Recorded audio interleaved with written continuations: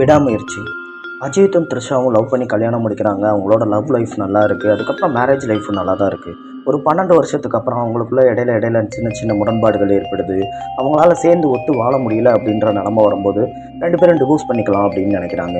சரி, டிவோர்ஸ் பண்ணிவிட்டு உங்கள் அம்மா வீட்டுக்கு போகிறதுக்கு ஃபார்மாலிட்டிஸ் நடந்துகிட்டு இருக்க கேப்பில் த்ரிஷா இங்கே இருந்தால் சரிப்படாது, நான் எங்கள் அம்மா வீட்டுக்கு போகிறேன் அப்படின்னு சொல்கிறான்.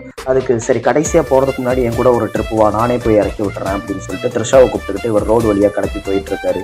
அப்படி போயிட்டு இருக்கும்போது இடையில வண்டி பிரேக் டவுன் ஆயிடுது. பிரேக் டவுன் எதனால் ஆயிடுச்சுன்னு பார்த்துட்டு இருக்கும்போதே அங்கிட்ட இருந்து அர்ஜுனும் ரெஜினாவும் ட்ரக்கில் வந்துட்டு இருக்காங்க.